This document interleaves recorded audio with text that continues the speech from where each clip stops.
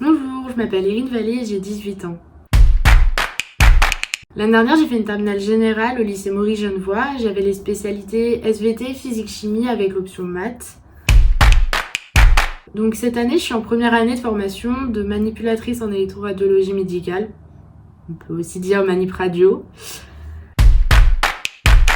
Donc c'est une formation qui se déroule sur 3 ans, qui est en alternance, donc en fait c'est mi-cours et mi-stage. Moi, mon école, elle se situe à Poitiers, en fait c'est directement dans le CHU. Et donc en fait au bout de ces 3 ans, on obtient un diplôme d'état de manipulatrice radio.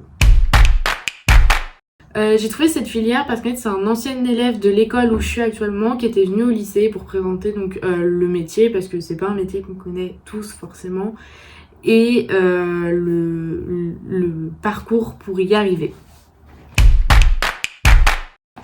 Donc ce que je vais faire plus tard, donc c'est manipulatrice en électroradiologie médicale, et du coup pour ceux qui connaissent pas forcément, c'est en fait donc la personne qui vous accueille, qui vous positionne et qui prend le cliché quand vous passez un scanner, un IRM, une radio.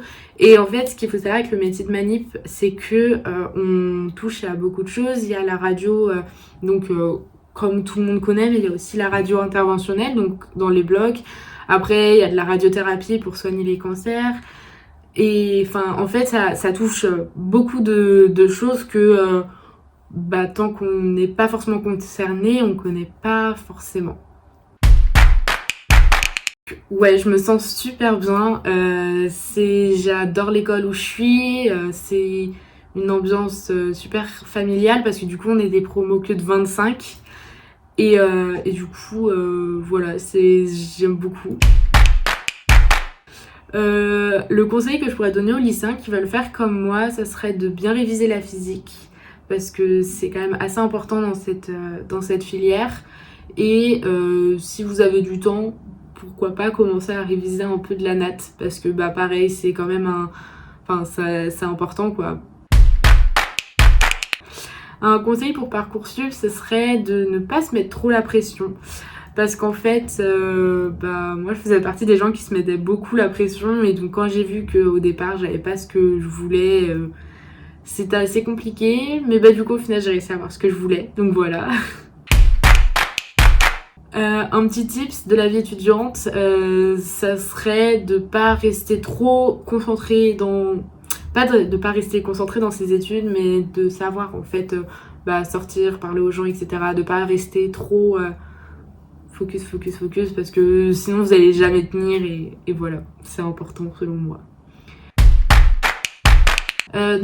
Pour une anecdote à raconter, donc c'était pendant mon tout premier stage de l'année, tout premier stage, j'arrive et tout. Donc en fait on a 2 stages de soins, et donc là j'étais en stage de soins en gériatrie, et donc en fait c'est un petit papy qui arrivait, qui s'était perdu dans un couloir, donc je l'aide à retourner à sa chambre en lui montrant où c'est, et du coup donc arrivé dans sa chambre, il me propose tout naturellement si je veux pas faire une nuit de noces avec lui. Donc voilà, je pense que c'est quelque chose qui va me marquer tout le temps, mais bon. Mon mot pour la fin, ce serait bon courage, parce que je suis passée par là et je sais que c'est un peu chiant ce moment entre le bac, l'orientation, etc. Qu'on peut parfois se mettre beaucoup la pression. Mais donc voilà, je dis bon courage et voilà.